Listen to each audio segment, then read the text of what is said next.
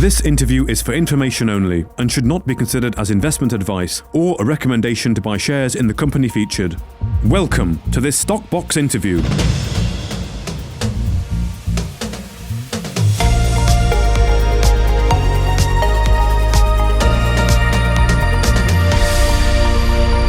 So today I'm joined by Andrew Bell, Chairman of Red Rock Resources, following the company's release of its business and financial review earlier this morning. Andrew, thank you for coming on today. How are you doing? Very well, thank you. Thank you for having me. Pleasure. So a large amount of today's update focuses on Red Rock's ongoing legal proceedings over its assets in the DRC, where it's currently awaiting the publication of a Supreme Court judgment in its favour relating to the recovery of payments and damages from its former JV partner. Andrew, first of all, could you quickly walk us through where things stand at the moment? You're right that a lot of the announcement related to Congo, perhaps because I'm actually here in Kinshasa dealing with the matter at the moment. When you say that we're waiting for our victory in this proceeding, of course, we can't say that because we haven't seen judgment. But as to what we believe is in it, yes, we can say that our presumption, our working assumption, based on, we think, good evidence and the fact that all the evidence is in our favor, is that it's going to be favorable to us, yes. What was the second part of your question? Well, what are the next steps from here is what I was going to ask. Well, once we get that judgment, we then, the first judgment in this case was in relation to this matter. It said that we were owed the 2.5 million plus 2 million costs and damages in relation to the $5 million already paid out by Gécamines, the state mining company. And there we would have had to recover from the minority partner that we had at the time, which of course has no money and would make sure money didn't stay in his bank account. So we always thought that this established the principle. There was a hearing on the facts, which established that we did have the right to 50.1% or 50.01% of the assets. But we always attached more importance to the proceedings in the arbitration, where this was money still held by Gécamines, $15 million. The lawyer got up in the first session of the arbitration and said, we commit that we will retain this money and pay it out in accordance with the results of the proceedings. So we've been conducting the arbitration in parallel. Of course, the arbitration is a one-off. The arbitrator is somebody who, in fact, was the chief of staff and is the now chief of staff who took over. And they would find it, I think, helpful if we cleared up some. When we were trying to enforce the judgment on the 5 million, I should say the 2.5 million, which is the 50.01% of the 5 million, if I'm not confusing you with numbers. When we were trying to enforce that judgment, the other side managed to interpolate some wording that was entirely irrelevant to the case, but could cast a doubt over whether we were owed any money at all by anybody. And so we didn't take that seriously at first, but then we saw it could be serious and important. And in particular, we wanted to make sure that the mind of the arbitrator was not influenced by extraneous things, because all kinds of people go to them and say, Red Rock didn't do any work, they didn't spend any money. And these are people who came on the other side. Because when the $5 million was paid to our minority partners behind our backs and without our knowledge, they'd done this, the lawyer and the then president of the company, one was a man, one was a woman, and anyone who's been watching recent Coldplay footage from America will know what that can mean. This money disappeared, and nobody seems to know what happened to it. So the president of this other company got removed, and the lawyer got removed too. So the people who came in on that side in 2022 were coming in years after the relevant events actually had begun. And so they speak with absolutely no knowledge, but also, luckily, with absolutely no paperwork. And so we have to deal with people whispering in corridors and saying we have no rights. So we had to make sure that our advantage, which is we do have the paperwork, we do have the evidence, was maxed out in every way possible in impact. And so we went to the Supreme Court, and we've been through the process there. It's taken a bit longer than we were led to believe it might take. But then in the nature of these things, I think it's actually been quite quick, because we really started taking the proceedings seriously in January. There was a hearing at the end of December, but we did it in January. And here we are in July, and we've been through what is the multi-stage process in the Supreme Court. Is a bit like passing an act of parliament, where you have, first reading, second reading, third reading, the major stage and stuff. It is, I look at it, and I think this is more like a parliamentary process rather than just simply going to judgment. I could go through it all, but it would be boring. But at each stage, things have taken a little bit longer than we expected, but we are now right at the last stage where the judgment is ready, as it is signed and sealed. The arrêt rendu is what they call it. The judgment is given, and it is wending its way to the greffier or clerk of court to be posted up on the notice board, the list of judgments of similar date of judgment, and then at that stage we get given a copy, and I'm out here for that. At least I hope I am. Excellent. Yeah, so you're there to get that copy. So with the this long journey being so far advanced now, are you confident that Red Rock will be able to, put a line under this issue and recover those funds fairly soon? Well, the other party this money has been sitting at Jacomines, the $15 million. The other party's been unable to get control of it, so it's still there. And we would expect to be able to enforce our rights, both in relation to the arbitration amount, and also, given that if we get the judgment as we expect, that will enable us to take money from anywhere where money is held on behalf of the other party. So we'll be talking about a pot of money that exists, is ready to pay out, and because we're not going through a judicial process at that stage. This is just something where you can go and you can talk to the people direct. We can't barge into the court and ask to see the judge. We can, barge into Jacomine and say, "Look, you owe this money. You should pay it." And then we can also say things like, "Well, and what about the interest, by the way?" So yes, we are led to believe by the people who have been advising us locally. We've been led to believe that payment can be rapid. Excellent. Well, that's encouraging. So in the meantime, you've also taken a number of actions to preserve the company's financial position, one of them being the expedition of the sale of some non-core assets. In particular, The Ivory Coast assets have received several expressions of interest. Can you tell us a bit about how those negotiations are going? Well, we had two, we got down to what the numbers would be. And then we thought we were just about to maybe sign something. And then in one case they said, "Well, look, wait a bit, because we've got, I think our geologist's father just died or something, and we did want to have a look at the data a bit again, and also just funding the listed company that we'd be putting this into." So a couple of weeks while we do that, we can't sign anything. I said, "Okay, fine."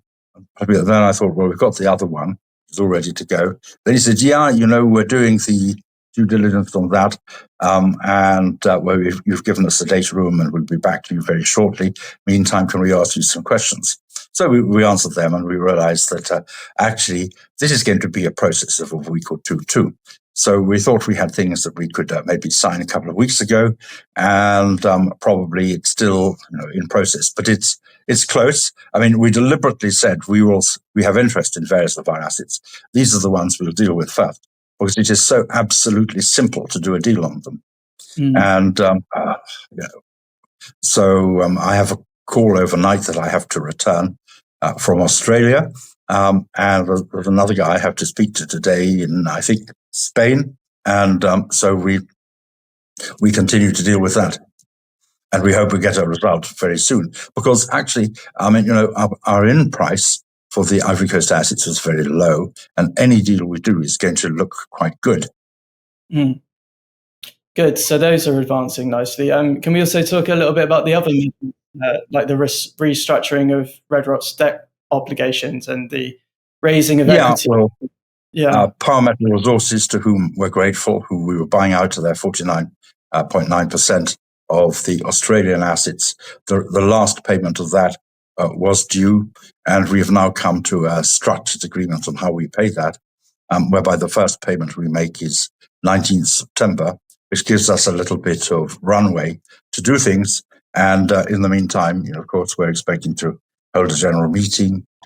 We will probably, we'll look at converting some debt or looking at some convertible and getting it converted into equity. But of course, we want to do that at the right price. So we really want to have the result out here in Congo. Because if you look at our market capitalization, it's pretty low. And yet when we get a result, we can say, right, this is $2.5 million. This is $2 million. This is another $7.5 million. Okay, $12 million minus some costs.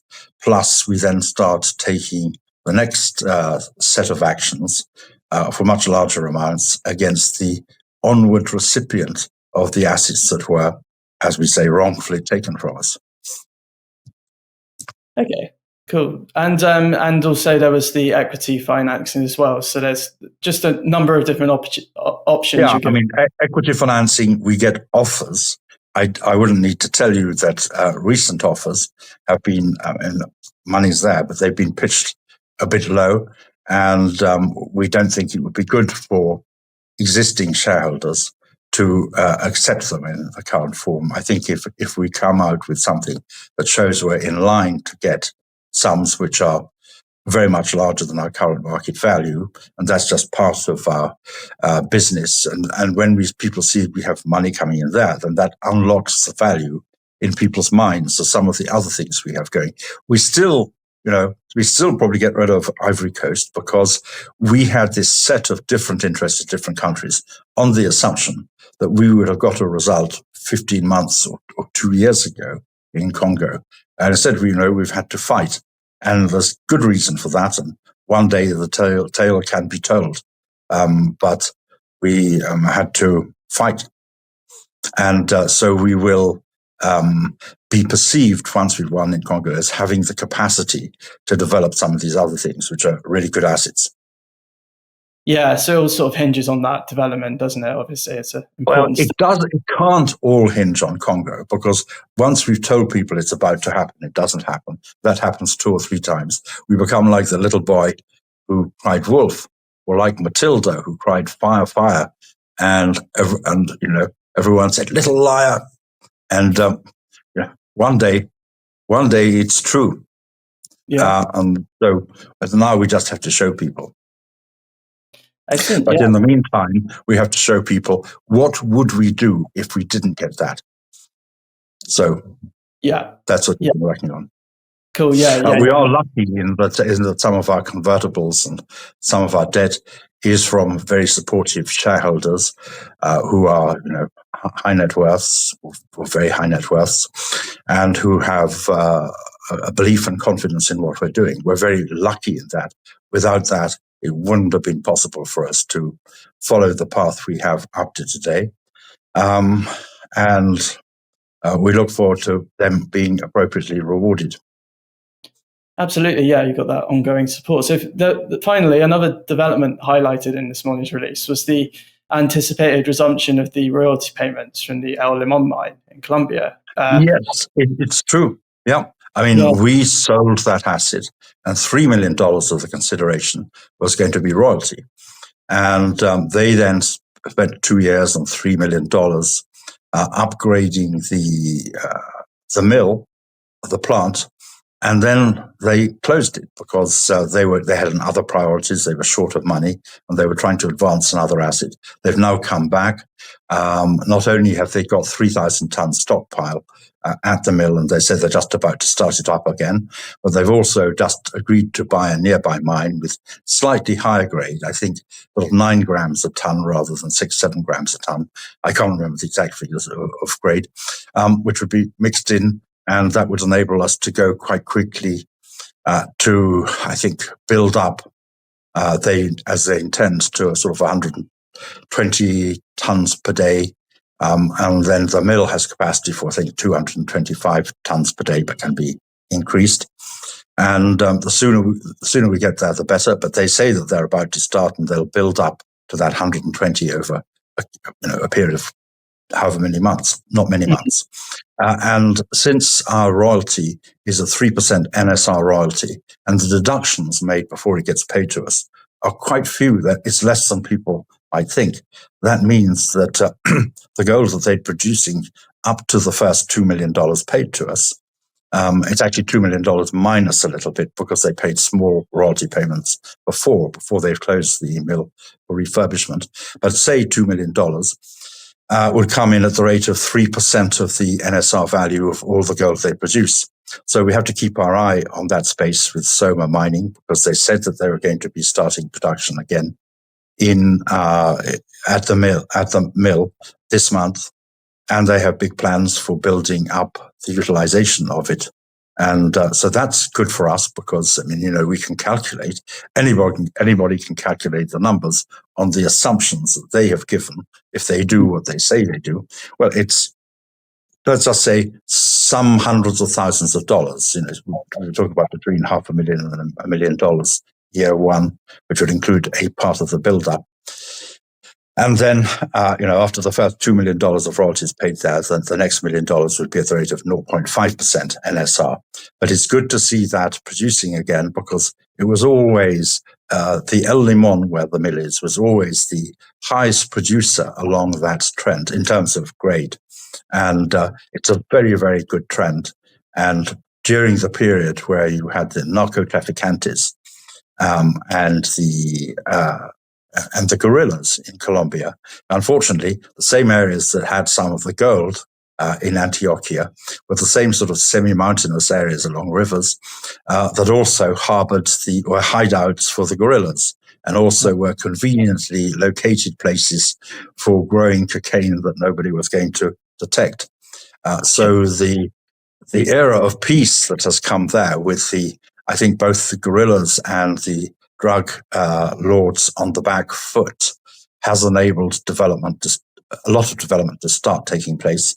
And one of the mines, for example, that we sold in that package to Soma Mining, Soma Gold, was a mine called Machuca that they are now busy developing or exploring and expect to develop, because it's a good mine.